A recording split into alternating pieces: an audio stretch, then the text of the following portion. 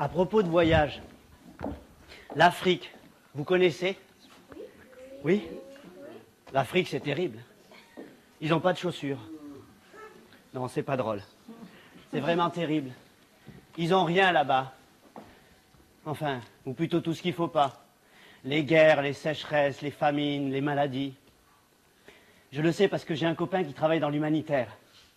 Un jour, il m'a amené près d'un petit village, entièrement détruit par un incendie. Il ne restait plus rien. Rien qu'un petit arbre, tout seul, tout sec, tout noir. Forcément, il était brûlé. Quand je l'ai vu là, comme ça, avec son pied nu, son tronc tout frêle, il avait un gros nœud à l'estomac et des branches toutes maigres qui mendiaient la pluie. Je me suis dit, je ne peux pas le laisser planter là. Il faut faire quelque chose. Alors mon copain, qui travaille à Horticulteurs sans frontières, il m'a aidé à le ramener chez moi en France. Ah, bien sûr, au début, ça lui a fait drôle, hein. Il s'est senti perdu, déraciné. Ça lui a fait drôle parce que, comme tous ceux de là-bas, jusqu'alors, il n'avait jamais eu de pot. Pourtant, c'était un grand pot, et puis c'était juste pour le voyage. Et quand on est arrivé chez moi, en France, j'ai sorti mon petit Africain et je l'ai installé dans mon jardin, en plein milieu, en plein soleil. Oh, il était bien. Ça faisait plaisir à voir. Jamais j'aurais cru que les voisins réagiraient comme ça. Le premier à réagir, ça a été Robert, le chêne. Il a commencé à chuchoter entre ses glands. Qu'est-ce que c'est que ce sauvage? D'où qu'il sort? Il n'est pas d'ici, il n'est pas de chez nous. Vous avez vu sa couleur? Et puis, vous avez senti? Il a une drôle d'odeur. C'est pas une odeur d'ici, ça. C'est vrai. C'est vrai, il avait une odeur à lui, une odeur d'Afrique, une odeur de savane.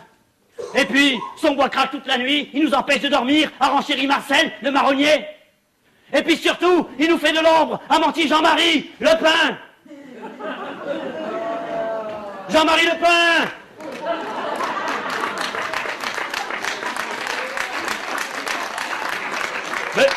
Mais vous le connaissez tous, c'est le président du Front National. Sa devise, c'est poussons français, le bois blanc d'abord. Il trouve toujours qu'il y a trop d'érable. C'est lui qui répète toujours, oui, c'est à cause des arbres étrangers si en France il n'y a plus de boulot.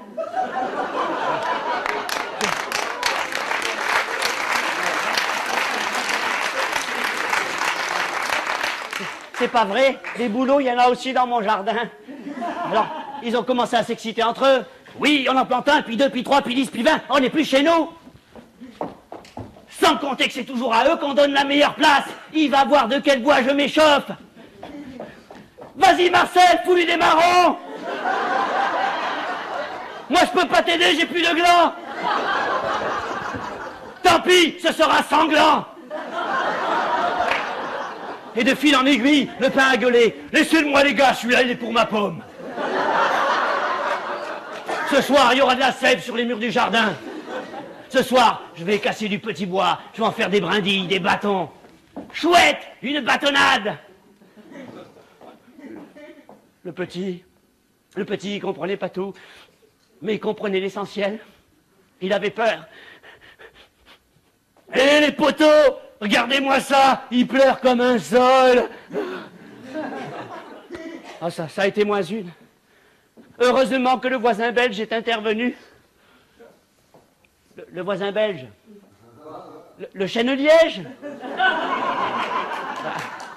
C'est lui qui a appelé le grand.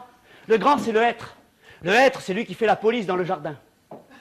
Il est arrivé, il a dit, le premier qui touche une brindille du petit, je le mets à l'ombre jusqu'à la fin de ses jours. Tout le monde a compris? Où il y a des durs de la feuille. Personne n'a branché. Même Le Pen, il s'est résigné. Oui.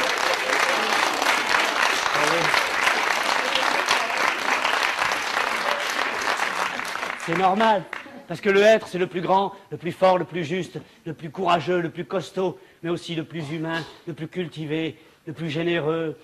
C'est un être exceptionnel. Oui.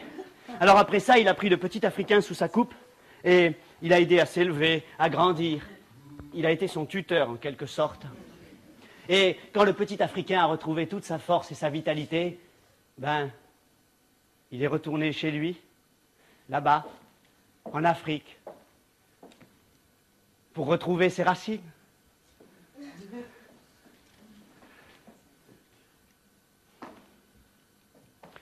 Mais quand même, j'aurais pas cru. Les arbres sont méchants.